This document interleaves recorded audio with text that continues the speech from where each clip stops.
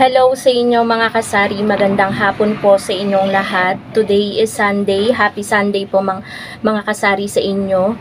So for today's video, medyo busy ang atin yung mga kasari dahil gumawa tayo ng mga gawaing bahay ngayong linggo. Dahil hindi naman masyadong mabenta ngayon, sakto lang yung sales natin ngayon mga kasari. So for today's video, ang isi-share ko po sa inyo is yung mga fast moving items dito sa tindahan ngayong mga nagdaang araw. So, ito kasi yung pag-share ko sa inyo ng mga fast moving items, medyo matagal-tagal na kasi bago yung last na pag-share ko sa inyo. Halos 2 buwan din yung nakalipas bago tayo mag-share ulit sa inyo guys ng mga fast moving items. Bawat kasi week, bawat araw medyo naiiba yung mga fast moving sa ating tindahan. Kaya gusto ko yung i-share sa inyo mga kasari, malay nyo, same tayo ng tindahan na ito yung bumebenta din sa inyo mga kasari. So, magpa-price update na din tayo doon sa mga fast moving items na iyon. So, magsimula na po tayo mga kasari. Ang una sa lahat po na pansin ko na fast moving, bukod sa, sige na nga, isama na natin ang yelo. Umaga pa lang po ang yelo mga kasari ay ubos na po dito sa aking tindahan. Kaya po yung paggagawa ko ng yelo ay continuous. Araw-araw din po akong gumagawa dahil araw-araw din pong ubos yung paninda po nating yelo. Bukod sa malinis po siya ay malaki po yung yelo at buong-buo po talaga. Hindi ako nagbebenta ng may tubig. So meron lang dumaan mga kasari. Depende na lang sa customer kung gusto nila kapag medyo naubusan ako at hindi pa masyadong buo.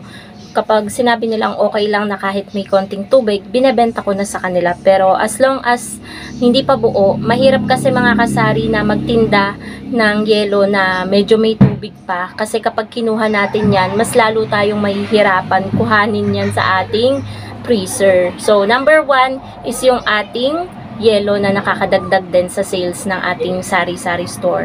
Pangalawa mga kasari, yung ating Alaska Evap at Alaska Kondensada na sobrang mabenta po ngayon dito sa aking tindahan. So, makikita nyo dito mga kasari sa taas, yan yung lagayan ko ng mga Alaska Evap at Alaska Kondensada. Makikita nyo wala na talagang laman ni isa. Ubos na po talaga ngayong araw na to yung aking Alaska Evap at Alaska Kondensada. Actually parang kahapon pa ubos mga kasari at kanina marami pa din naghahanap lalo sa Alaska Evap. Dahil uso ngayon mga kasari yung mga shake. Alam nyo yun sa pamilya, kahit nga sa amin kanina nag-mango shake kami kasi parang refreshing siya. And at the same time, dapat malamig yung iniinom natin dahil nga sa sobrang init mga kasari. Uso ngayon dito sa area namin, sa compound namin yung mag-shake-shake nga. Ano yun? Pabili nga po yelo. So, ayan mga kasari, nagbenta lang tayo sa isang makulit na bata. Alam nyo ba kahapon, itong batang bumili sa akin ngayon ng yelo, alam nyo ba mga kasari, hinagis yung pera. As in, ito yung 5 piso. 5 piso na gold kasi yung inano niya, yung luma. Ginanyan niya, di ba yung bilihan, yung patungan natin, ganyan lang kalapad. Ginanyan niya, tapos nahulog dito sa sahig.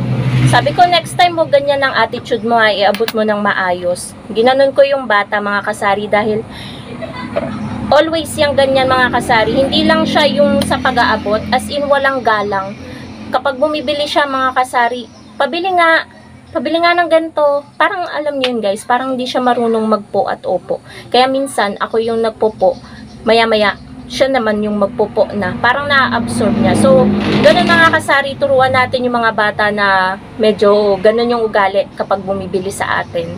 And pangit talaga na hinahagis yung pera. Pwede naman, 'di ba, pag bumili, iganyan na lang oh. 'Di ba? Easy. Walang kaanuhan na nangyayari yung medyo kabastos-bastos sa tindera. So, ayun nga, yung mga Alaska Evap, balik tayo dyan. So, uso kasi guys, yung mga palamig, yung bibili ng melon, or kaya pakwan shake, mango shake, buko shake. Usong-uso ngayon guys dito sa amin. Minsan nga, mag-ano sila, ice candy, ganun, pero hindi pang tinda, pang kain lang. So, ayun.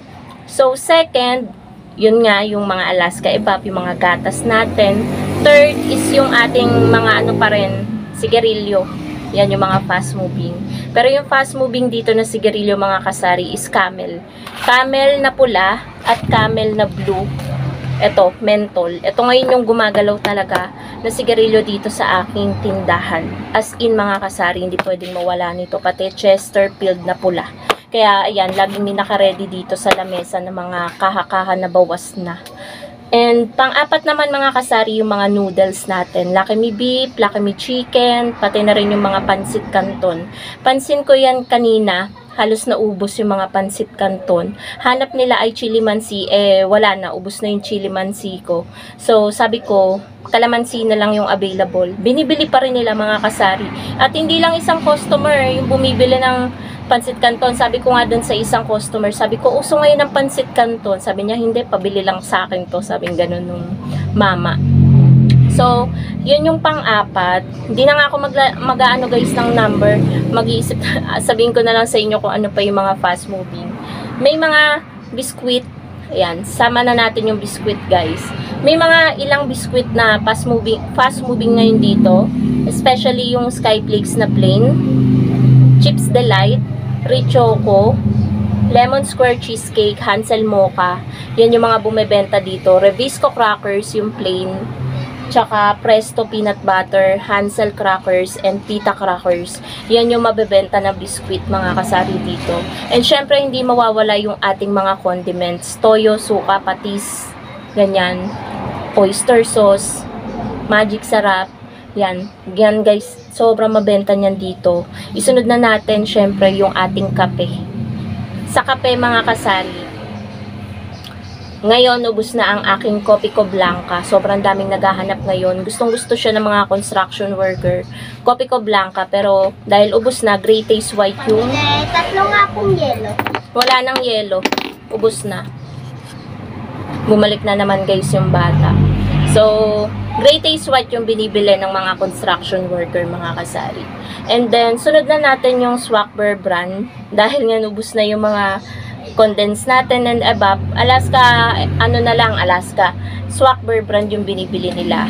So, punta naman tayo sa mga inumin sa ating rep. Fast moving guys is yung ating Cobra, Sting, RC, Pepsi na debote, Mountain Dew na debote. 1.5.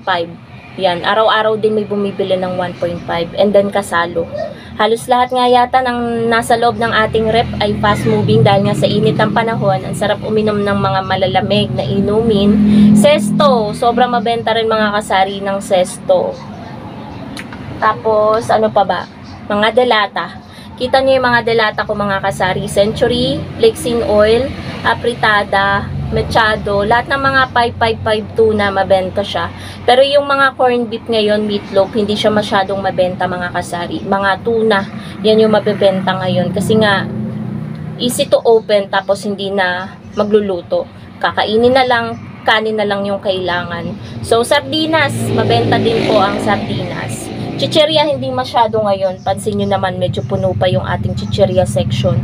Last delivery sa akin ni Pure Gold, konti lang diba yung dineliver sa akin, pero ayan, ang dami pa rin nating mga chicheria mga kasari.